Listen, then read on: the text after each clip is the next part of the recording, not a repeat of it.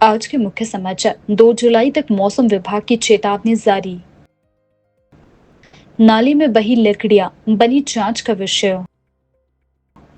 बादल फटने से भारी तबाही।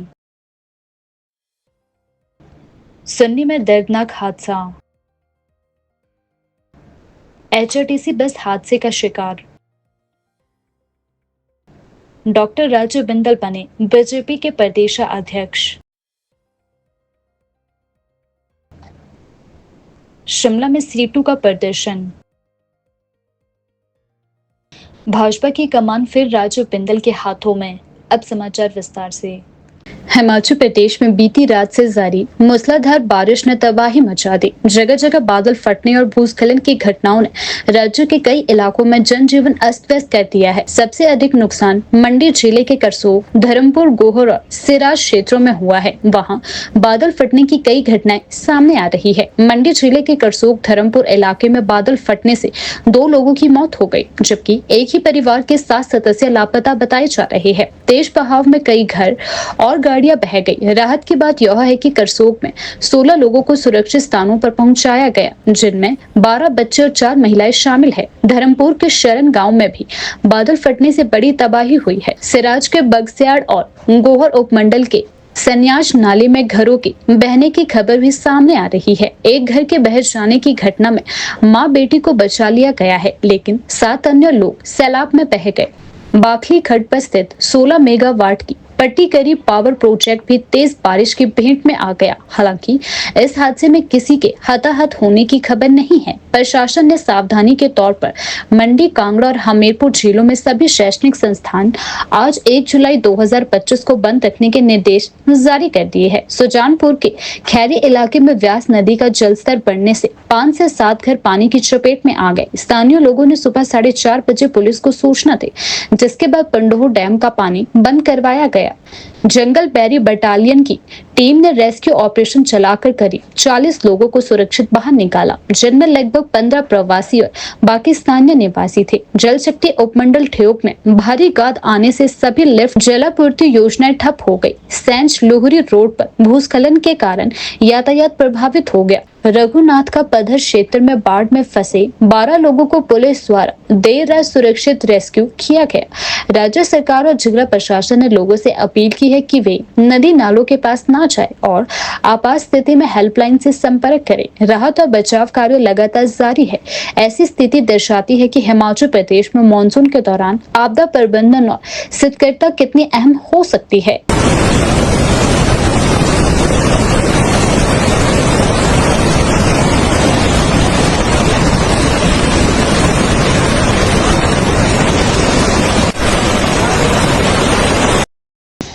भारतीय जनता पार्टी भाजपा ने हिमाचल प्रदेश में अपने नए प्रदेश अध्यक्ष के रूप में एक बार फिर डॉक्टर राजू बिंदल पर भरोसा जताया है। डॉक्टर बिंदल लगातार तीसरी बार पार्टी के प्रदेश अध्यक्ष बनाए गए हैं। आज शिमला स्थित पीटर रॉफ में केंद्रीय मंत्री डॉक्टर जितेंद्र सिंह ने की घोषणा के दौरान समारोह में केंद्रीय मंत्री ने डॉक्टर बिंदल को पार्टी का झंडा सौंपते हुए उन्हें नए दायित्व की जिम्मेदारी सौंपी। इस अवसर पर भाजपा के कई शीर्ष नेता मौजूद रहे। कार्यक्रम में भाजपा के राष्ट्रीय उपाध्यक्ष सुदान सिंह, हिमाचल प्रदेश के पार्टी प्रभारी श्रीकांत शर्मा, सह प्रभारी संजय टंडन, नेता प्रतिपक्ष जयराम ठाकुर और केंद्रीय मंत्री एवं सांसद अनुराग ठाकुर समेत कई वरिष्ठ नेता शामिल हुए। डॉक्टर बिंदल भाजपा के एक अनुभवी और जमीनी नेता माने जाते हैं। इससे पहले भी वह 2 बार प्रदेश अध्यक्ष रह चुके हैं और उनके कार्यकाल में पार्टी को संगठनात्मक मजबूती मिली है। पार्टी को उम्मीद है कि आगामी चुनावों में उनके नेतृत्व से प्रदेश में संगठन को और अधिक धार मिलेगी। दिनांक 1 जुलाई 2025 को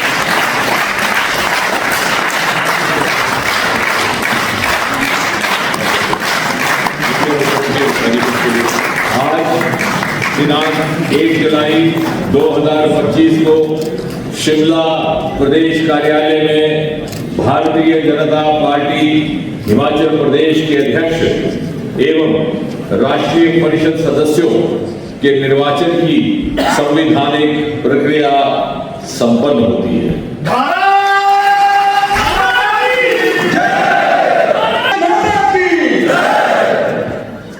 राजीव बिंदल को प्रदेश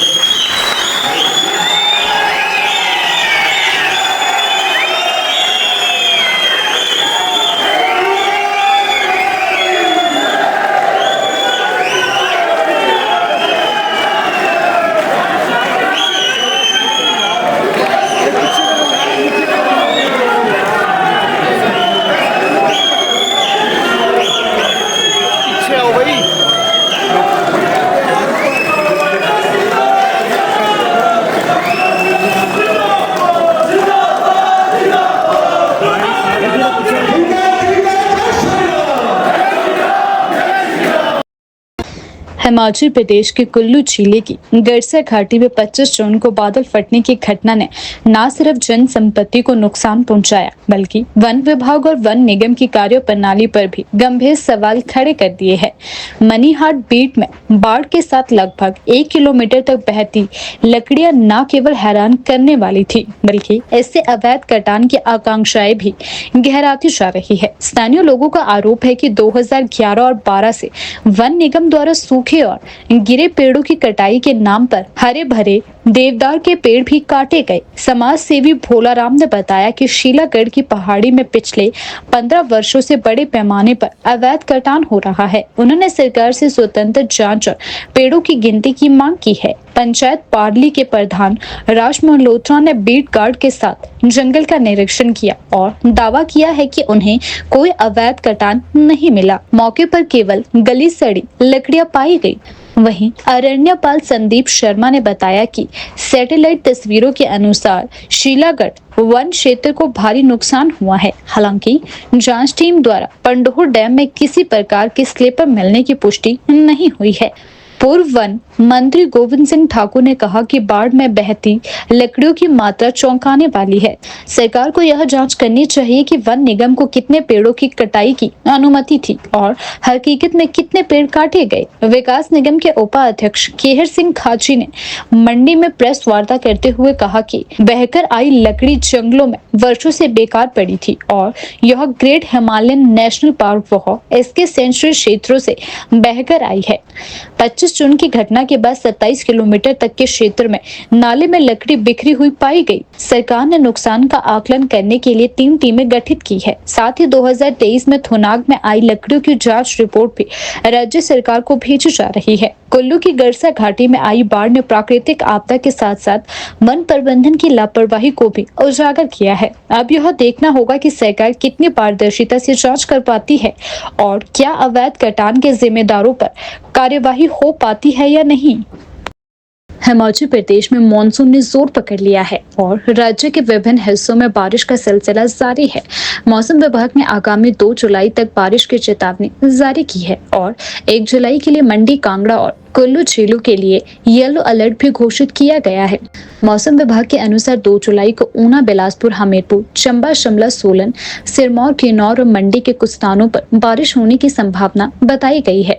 प्रशासन ने लोगों से सावधान रहने की अपील की है। साथ ही एडवाइजरी भी लोगों के लिए जारी कर दी गई है कि वे नदियों और नालों के समीप न जाए ताकि किसी भी प्रकार की जनहानि से बचा जा सके। भारी बारिश से पहाड़ी इलाकों में भूस्खलन, अचानक पानी बढ़ने का खतरा बना हुआ है। प्रशासन की ओर से जारी एडवाइजरी में कहा गया है कि लोगों को अनावश्यक यात्रा से बचना चाहिए और मौसम की ताज़ा जानकारी पर नजर बनाए रखनी चाहिए। खासकर ग्रामीण और नदी किनारे के क्षेत्रों में रह रहे लोगों को सतर्क रहने की हिदायत भी दी गई है। राज्य सरकार ने मौसम की गंभीरता को देखते हुए समूची स्थिति पर नजर बनाए रखने के निर्देश भी जारी किए हैं। आपदा प्रबंधन विभाग और संबंधित जिलों के प्रशासन को अलर्ट मोड पर रखा गया है ताकि किसी भी आपात स्थिति से तुरंत निपटा जा सके। पर्यटन सीजन के चलते राज्य में बड़ी संख्या में सैलानी मौजूद है। प्रशासन ने लोगों से अपील की है कि वे पहाड़ी क्षेत्रों में यात्रा से पहले मौसम की जानकारी अवश्य लें और जोखिम वाले क्षेत्रों में जाने से बचे। वहीं शिमला में आज सुबह से लगातार बारिश का दौर जारी है, जिससे स्कूली बच्चों और कामकाज पर जाने वाले लोगों को कई प्रकार की दिक्कतों का सामना करना पड़ा। हिमाचल प्रदेश के सरका घाट से चंडीगढ़ जा रही हिमाचल पथ परिवहन निगम HRTC की एक बस सुबह नालागढ़ के गोल जमाला क्षेत्र के समीप हादसे का शिकार हो गई। बस सड़क पर ही पलट गई, जिसमें 17 यात्री घायल हो गए। इनमें से 4 की हालत गंभीर बताई जा रही है, जिन्हें चंडीगढ़ स्थित PJ अस्पताल रेफर किया गया है। प्रत्यक्षदर्शी और शुरुआती जांच के अनुसार यह हादसा उस समय हुआ जब चालक ने सामने से आ रहे एक बाइक सवार को बचाने की कोशिश की।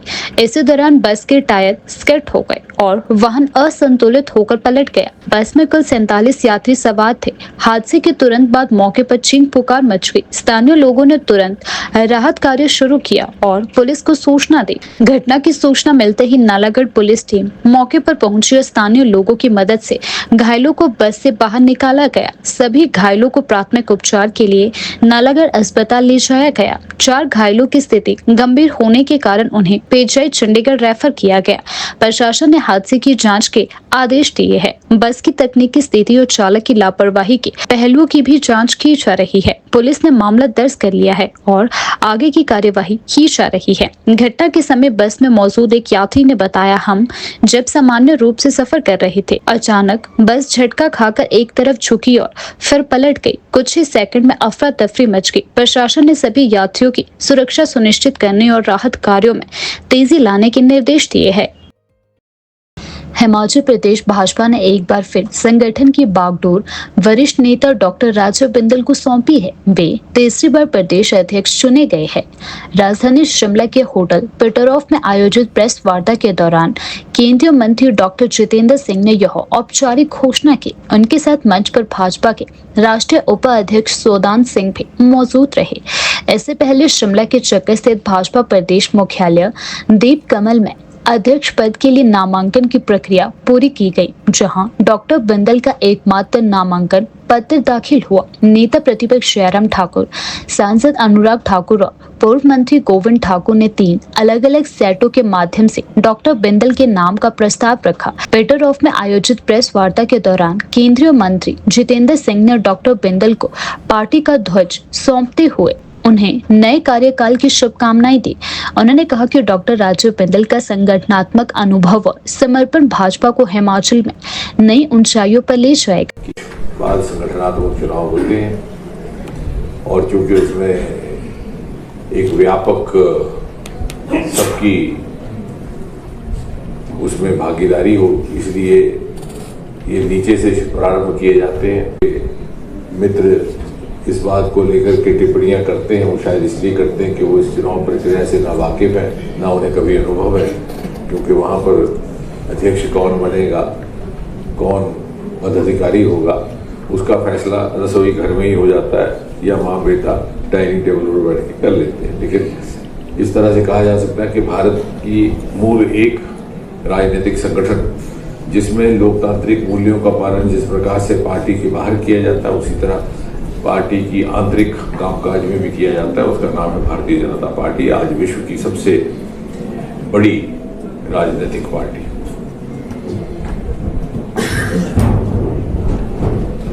इससे पहले कि आपको भी कोई अपनी बात रखनी हो, मैं औपचारिक तौर पर यह घोषणा करूंगा कि प्रदेश अध्यक्ष के लिए जो चुनाव प्रक्रिया हुई उसके नतीजे केंद्र नेतृत्व के समक्ष रखे गए और उनके भी संज्ञान से, राष्ट्रीय अध्यक्ष JP नड्डा जी के संज्ञान से, राष्ट्रीय महामंत्री संतोष जी के संज्ञान से मुझे ये जिम्मेवारी दी गई कि मैं यहाँ आकर के इन प्रक्रिया और इस प्रणाली का जो भी निष्कर्ष निकले उनका अध्ययन करके आपके सामने उसके नतीजे रखूं। तो उसके तहत मुझे खुशी है ये आपके सामने घोषणा करते हुए कि एक बार पुनः डॉक्टर राजीव बिंदल को हिमाचल प्रदेश का प्रदेश अध्यक्ष चुना गया है। बहुत ज्यादा उत्साह और एक्साइटमेंट और ताली सुनने को नहीं मिली क्योंकि आप लोगों ने पहले ही अखबारों में छाप दिया। अब that is a hazard, nobody can. तो आपको इसमें असमंजस नहीं हुआ। इसका दूसरा एक ये भी कारण हो सकता है कि आप पहले ही समझते हैं कि डॉक्टर राजीव बिंदल ही इस काम के योग्य हैं, तो I take it as like that. It's a compliment to Dr. Rajiv that you are not surprised. Press conference में तो हम तो ताली बजा देते हैं। इनको भी कोई सरप्राइज नहीं हुआ, मगर I take it other way, not that you already knew, but because you were so confident that he alone is the one who name would figure out. इसके अतिरिक्त अब चूंकि प्रक्रिया जारी है, राष्ट्रीय स्तर पर भी चुनाव होने हैं, उसमें भी भागीदारी देश भर से कार्यकर्ताओं की रहती है। तो राष्ट्रीय परिषद के लिए जो हमारे सदस्य प्रदेश हिमाचल प्रदेश से मनोनीत हुए हैं, उनके नाम भी मैं आपके समक्ष रखना चाहूंगा। श्री गोविंद ठाकुर जी, श्री बिहारी लाल शर्मा जी, श्री पवन काजल जी, श्रीमती रश्मिधर सूद जी, श्री त्रिलोक कपूर जी, श्रीमती पायल वैद्य जी, डॉक्टर राजीव सैजल जी और श्री संजीव कटवाल जी। ये रहेंगे, जिसे आप कहते हैं कि नेशनल काउंसिल, एक हमारी नेशनल एग्जीक्यूटिव रहती है, एक नेशनल काउंसिल रहती है, which is a wider body representing right from the district level up to the state level, and which is a participate also in the election of the national president. मुझे लगा, लेकिन ठीक किया doctor साहब ने याद कराया कि हमारे एक्स ऑफिशियो मेंबर रहते हैं by virtue of being members of parliament. All the members of parliament are always part of the national council. और इसी तरह हमारे एलओपी लीडर ऑफ अपोजिशन, वो भी सामान्य तौर पर, स्वाभाविक तौर पर एक्स ऑफिशियो कैपेसिटी में इसके मेंबर रहेंगे। राजधानी शिमला के भट्टाकुफा इलाके में सोमवार सुबह एक 5 मंजिला मकान जोरदार धमाके के साथ जमींदोज हो गया। यह हादसा 4 लेन निर्माण के दौरान की गई लापरवाही और गलत खोदाई का नतीजा बताया जा रहा है। स्थानीय पार्षद नरेंद्र ठाकुर ने बताया कि यह मकान एक सेवानिवृत्त सहायक अभियंता का था, जिनकी कुछ समय पहले मृत्यु हो चुकी है। मकान में उनकी पत्नी और परिवार निवास कर रहा था। रविवार देर रात मकान की स्थिति गंभीर होती देख सभी परिजनों को सुरक्षित बाहर निकाल लिया गया। सोमवार तड़के यह मकान भर कर घिर गया। इस घटना से आक्रोशित होकर जिस महिला का मकान गिरा और सेटुवाल शिमला उपायुक्त कार्यालय के बाहर उनके द्वारा आज जोरदार प्रदर्शन किया गया। प्रदर्शनकारियों ने गाबर कंपनी और राष्ट्रीय राजमार्ग प्राधिकरण NHAI पर लापरवाही का आरोप लगाते हुए कहा कि बिना समुचित सुरक्षा व्यवस्था और तकनीकी मूल्यांकन के निर्माण कार्य शुरू किया गया, जिससे स्थानीय लोगों की जिंदगी खतरे में पड़ गई। प्रदर्शन में महिला ने कहा, हमें आधी रात को घर छोड़कर बाहर निकलना पड़ा। NHAI और कंपनी की मनमानी कब तक सहते रहेंगे? हमें हमारे घरों की सुरक्षा और मुआवजा चाहिए। सरकार के चक्कर को, जिला प्रशासन के चक्कर को, जिला प्रशासन के चक्कर को, गावर कंपनी होश में आओ, होश में आओ, होश में आओ, भारत कंपनी होश में आओ। जैसा आप लोगों को मालूम है, 30 जून की सुबह 8:30 बजे चम्याना पंचायत में संजय बन के पास, उनका नाम है जी का जो 5 मंजिले भवन था, जो काफी समय से जो नेशनल हाईवे अथॉरिटी की कंपनी गाबर कंपनी वहाँ काम कर रही थी, उनके काम करने के तौर तरीकों की वजह से जो वहाँ पर दरारें पड़ी थी, तो वो घटनाग्रस्त हुआ और वो सारे का सारे जो 5 मंजिले गिर के वहाँ पर खत्म हो गई। और उसके साथ लगते हुए जो 5 अन्य बिल्डिंग्स हैं, उनके ऊपर भी पूरा खतरा है, वो भी आने वाले समय में किसी भी समय गिर सकती है। इस समय प्रश्न ये उठता है कि पूरे का पूरा इलाका वहाँ पर जो 15-20 सालों से बहुत अच्छा तरह से वो बसा हुआ था, जिसे संजय वन का नाम कहा जाता था, पुराना माठू कॉलोनी भी कहते थे, वहाँ पर किसी भी तरह की कोई समस्या नहीं थी। जिस समय से वहाँ पर ये कंस्ट्रक्शन कंपनी का, गाबर कंस्ट्रक्शन कंपनी का काम अनसाइंटिफिकली, इल्लीगली जिस तरीके से चला, उसकी वजह से वहाँ पर अब ऐसा लगता है कि पूरे कोई जो 100 से ज्यादा वहाँ पर मकान बने हैं, उन सब के ऊपर खतरा आ गया है। कई अन्य घरों में भी इस समय दरारें पड़ गई है। अभी तो बरसात की एक शुरुआत है, आने वाले समय में हम ना मालूम कि क्या होगा।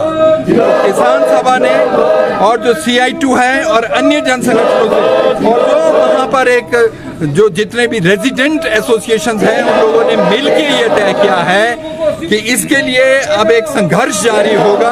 तो अभी तक केवल आश्वासन मिले हैं हिमाचल सरकार के द्वारा, नेशनल हाईवे अथॉरिटी के द्वारा या केंद्रीय सरकार की तरफ से, तो अभी उस तरह से कोई भी इसमें दखल नहीं हुआ है। पर किसान सभा का इसके अंदर मानना है कि जिस समय रंजना वर्मा का जिनका मकान गिरा है उनको कम से कम जो actual assessment as on today वो कोई 5 करोड़ का उनका नुकसान हुआ है, उसकी भरपाई जो गावर कंपनियां उनको करना पड़ेगी और national highway authority of India को इंश्योर करना पड़ेगा कि उनको वो मुआवजा मिले। मैम ये हालात 2 सालों से चल रहे हैं ऐसे। 2 साल से इन लोगों ने मतलब कटिंग पे कोई रोकथाम नहीं है, प्रशासन की तरफ से कुछ नहीं हुआ। मतलब कंप्लेंट करने के बावजूद भी मतलब मैं रिटर्न में नहीं दे पाई, मेरी सिर्फ इतनी है कि वर्बली मतलब कितनी बार ये कोशिश की कि इनको रोकने की। आए भी ये लोग, मंत्री जी भी आए थे, डीसी साहब भी आए थे लास्ट ईयर, तो इनका काम बंद करवाया था 4 महीने के लिए। पर 4 महीने के बाद जब इन्होंने स्टार्ट किया तो मतलब काफ़ी ज़्यादा लैंडस्लाइड हो चुका था और फिर उन्होंने वो ड्रिलिंग की उसमें, तो उसकी वजह से पूरा वाइब्रेट होता था पूरी बिल्डिंग ऊपर तक। तब भी हमने सोचा कि शायद हम सेफ़ होंगे, हमारी सिक्योरिटी के लिए कर रहे हैं, पर उसमें कुछ हमारी सिक्योरिटी नहीं थी। वो सिर्फ अपने आप को सिक्योर करने के लिए उन्होंने वो जो ड्रिलिंग वहाँ पे की है, उससे सिर्फ उनके ऊपर जो पत्थर ना गिरे ऊपर से, इसलिए वो की है। मैं वहाँ पे मतलब बहुत ही ज़्यादा मतलब डीप कटिंग हुई है। सबसे पहले तो मैं अलर्ट थी, हफ्ते भर से हम नहीं सो पाए क्योंकि चारों तरफ लैंडस्लाइड हो रही थी, तो रात भर अलर्ट रहती थी कि कहीं कुछ खतरा ना हो जाए हमारे को। घर के चारों तरफ दीवारें पड़ी, काफ़ी दरारें थी, तो वो दरारें खुलती जा रही थी हर दिन थोड़ी थोड़ी थोड़ी। पर रात को जब हमने देखा 1 बजे के करीब, तो वो दरारें काफ़ी चौड़ी हो गई थी। फिर मैं नीचे आई, वैसे जो पहना था उसी कपड़ों में, और मैंने किराएदार को पहले कहा कि बेटा आप लोग बाहर निकलो, कहीं और सेफ़ जगह में चले जाओ। तो पहले मैंने उनको निकाला, उसके बाद फिर मैं 1 घंटा तक बाहर खड़ी रही आंगन में कि अब मैं कहाँ जाऊँ। अब जिस किसी को भी कॉल कर रही थी, किसी के स्विच ऑफ थे, सब सोए होते हैं रात को, कोई नहीं सुनता है। तो मैं 1 घंटे तक अपने आंगन में खड़ी रही कि अब मैं कहाँ जाऊँ, ना दिमाग काम कर रहा था कि ये कुछ बहुत बड़ा होने वाला है। तो फिर हमारे पड़ोस में मैंने किसी को कॉल किया तो उन्होंने सुन लिया था, तो फिर मैं उनके घर चली गई रात को। फिर रात को मैं वहीं से देखती रही, रात भर मैम लैंडस्लाइड होता रहा वहाँ पे। मतलब बिल्डिंग के पास से बड़े बड़े पत्थर आ रहे थे नीचे, और मैंने खुद मतलब लाइव अपनी आंखों से पूरी रात भर देखा है मैम वो मंजर सारा। अपने मतलब मेरे शीशे की चटकने की आवाज़ें आ रही थी, और मतलब जो कट कट की आवाज़ें होती है मैम, वो पूरा पिलर खुल रहे थे उससे निचली तरफ, वो सब दिख रहा था मैम। वो मैंने खुद अपनी आंखों से देखा। मैं अकेले रूम में बैठ के वो सब कर कुछ नहीं पा रही थी, मैं कुछ नहीं कर सकती। बस ये था कि मैंने उनकी लाइफ सेव कर दी थी जो मेरी बिल्डिंग में रह रही थी। बाकी मैम सामान तो हम मतलब अपने कपड़ों में निकले हैं बाहर, बस यही है, कुछ नहीं मैम बचा पाए। हिमाचल प्रदेश के जिला शिमला के सुन्नी उपमंडल के अंतर्गत जलोग क्षेत्र में एक पिकअप वाहन खाई में गिरने से 2 लोगों की मौके पर ही मौत हो गई है। यह दुर्घटना देर रात की बताई जा रही है, जिसकी जानकारी स्थानीय लोगों को सुबह मिली जब उन्होंने गाड़ी को गहरी खाई में गिरा हुआ देखा। हादसे में जान गंवाने वालों की पहचान प्रेमचंद और दिनेश के रूप में हुई है। हादसा जलोग के गल्लू के समीप हुआ है। स्थानीय लोगों ने दुर्घटना की सूचना तुरंत पुलिस को दी, जिसके बाद पुलिस और प्रशासन की टीम मौके पर पहुंची। पुलिस ने दोनों शवों को कब्जे में लेकर पोस्टमार्टम के लिए सुन्नी अस्पताल भेज दिया है। हादसे के ठीक कारणों की जांच की जा रही है। प्रारंभिक तौर पर अनुमान है कि रात के समय वाहन का संतुलन बिगड़ने के कारण यह हादसा हो सकता है। पुलिस अधिकारियों के अनुसार मामले की गहराई से जांच की जा रही है और मौके की तकनीकी जांच भी की जा रही है, ताकि हादसे की सही वजह का पता लगाया जा सके। वहीं प्रशासन की ओर से पीड़ित परिवारों के प्रति गहरी संवेदना व्यक्त की गई है।